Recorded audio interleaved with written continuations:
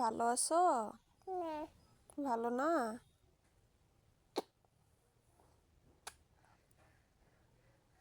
ওরে বাবা। Hello everyone, আসসালামু আলাইকুম। কেমন আছেন সবাই? আশা করছি সবাই আল্লাহর রহমতে ভালো আছেন। আলহামদুলিল্লাহ, আমরাও আপনাদের দোয়ায় অনেক অনেক ভালো আছি। সাউদা আরিশা ব্লগের পক্ষ থেকে সবার জন্য রয়েছে অনেক অনেক শুভেচ্ছা এবং শুভকামনা। আপনারা যে বা যারা যেখান থেকে আমাদের এই ভিডিওটা দেখছেন, অবশ্যই লাইক, কমেন্ট, শেয়ার দিয়ে পাশে থাকবেন এবং আমাদের চ্যানেলটা যদি সাবস্ক্রাইব করে না থাকেন অবশ্যই সাবস্ক্রাইব করে দিবেন। আমাদের নিত্য নতুন ব্লগ দেখতে আমাদের সাথেই থাকবেন। আজকে আমি আপনাদের সাথে শেয়ার করব আমি আজকে সারাদিন কি কি কাজ করেছি। একটা সংসারী মেয়ের সারাদিন অনেক কাজই থাকে, যদিও সবগুলো কাজ আপনাদের সাথে শেয়ার করা সম্ভব না, এরপরেও আমার সারাদিনের কাজের কিছু অংশ আপনাদের সাথে তুলে ধরলাম।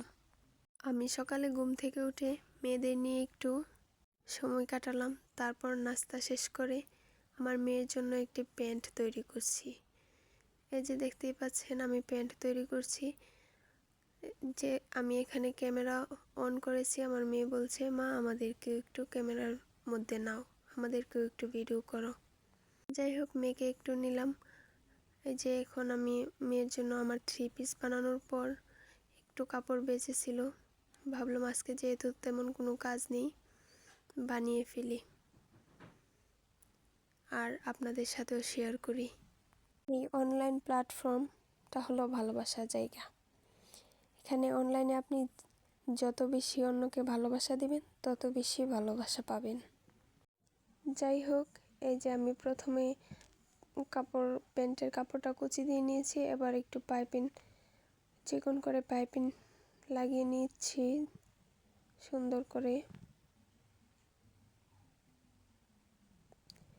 আজকে এটা আমার প্রথম ভয়েস ওভার দিয়ে ভিডিও করছি। ভিডিওর মধ্যে অনেক ভুল ভ্রান্তি হতে পারে, আশা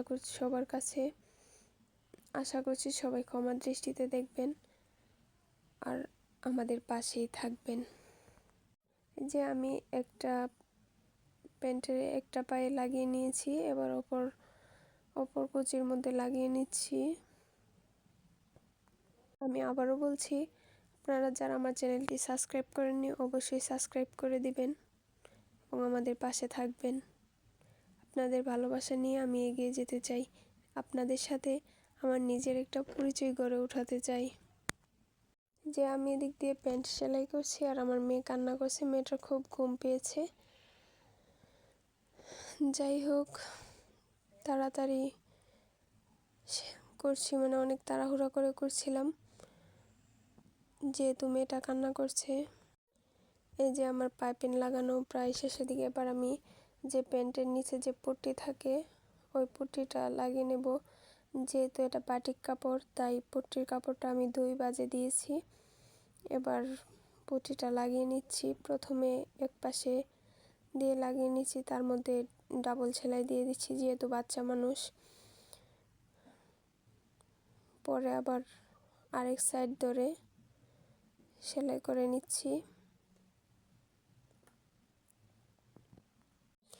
এখানেও মানে প্রতিটা সেলাই আমি ডাবল সেলাই দিয়ে দিচ্ছি। এই যে অপর পাটাও লাগিয়ে নিচ্ছি ধীরে ধীরে। মানে আমার প্যান্ট সেলাই প্রায় শেষের দিকে, পুট্টি লাগানো হয়ে গেলে রাবারের ঘর করা হয়ে গেলে শেষ। আর যদি কেউ নতুন টেইলারি শিখছেন বা শিখবেন এমন কোনো আপু থাকেন তাহলে কমেন্ট করতে পারেন কিভাবে প্যান্ট কাটিং করতে হয়। কাটিং এবং সেলাই মানে আপনাদের শেখার উদ্দেশ্যে আমি তেমন করে মানে যেভাবে আপনাদের শিখতে সুবিধা হবে ওই রকমভাবে আমি ভিডিও তৈরি করে দেব ইনশাল্লাহ। আমি আসলে মানে ইউটিউব এমন একটা প্ল্যাটফর্ম যেখানে মানে চাইলে সেখান থেকে অনেক কিছু শেখা যায়। আমি কিন্তু সেলাই কাজ কোনো মানে মাস্টার থেকে শিখিনি বা কেউ আমাকে শেখায়নি, আমি কিন্তু ইউটিউব দেখে নিজেই শিখেছি। মানে এটা নিয়ে আমার শাশুড়ি অনেক গর্ব করে যে আমার বউ কোনো মাস্টার ছাড়াই সেলাই কাজ শিখে গেছে মোবাইল দেখে। মানে উনি সবাইকে পরামর্শ দেই, যার কাছে শুনে যে টেলারি শিখতে চাই তাকে পরামর্শ দেই যে আমার বউ তো মোবাইল দেখে দেখে ইউটিউব দেখে সেলাই কাজ শিখেছে, তাহলে তোমরা কী করো, তোমরাও ইউটিউব দেখে শিখতে পারো। ইউটিউব কোম্পানিকে আমি অসংখ্য ধন্যবাদ জানাই। মানে আরও মানে অনেক অনেক হাতের কাজ আছে যেগুলো আমি ইউটিউব থেকে শিখেছি, যেমন ধরেন কুশি কাজ, টেইলারি, আবার বিভিন্ন সুই সুতার কাজ। যাই হোক, আমি প্যান্ট বানানো শেষ করে রান্না করতে চলে আসলাম। আজকে আমি তেমন বেশি কিছু রান্না করব না, যেহেতু রান্নার পরেও আমার কিছু কাজ আছে।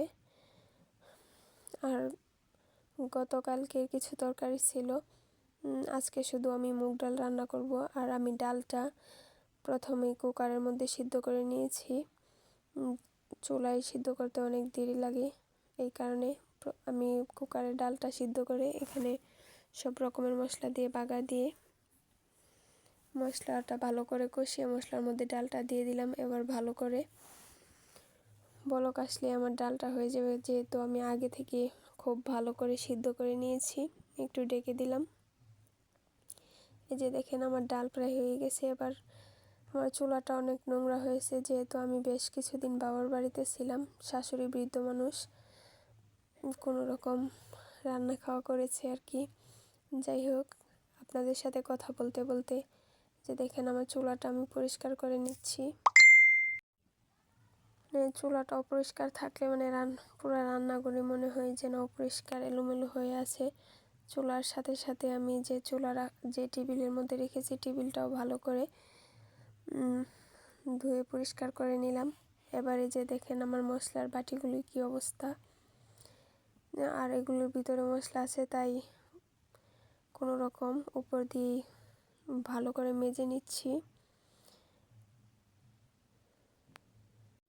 যে মাজা হয়ে গেলে আমি এগুলোকে মানে উপর দিয়ে পানি দিয়ে ধুয়ে নিব। এরপর মানে যারা আমার ভিডিওটি শেষ পর্যন্ত দেখেছেন তাদেরকে জানাই অসংখ্য ধন্যবাদ। আর যে শেষ পর্যন্ত আমার ভিডিওটি দেখেছেন সে অবশ্যই কমেন্টের মধ্যে উল্লেখ করবেন যে আপু পুরো ভিডিওটি দেখেছি, তার জন্য অবশ্যই স্পেশাল কিছু রয়েছে। আজকে এ পর্যন্তই। আপনাদের সাথে সময় কাটিয়ে আমার অনেক ভালো লাগলো। আশা করছি সবাই ভালোবাসা দিয়ে আমাকে এগিয়ে যেতে সহযোগিতা করবেন। আপনাদের ভালোবাসাই কামনা করছি। আল্লাহ হাফেজ। দেখা হবে পরবর্তী কোনো ভিডিওতে। এ পর্যন্ত সবাই ভালো থাকবেন।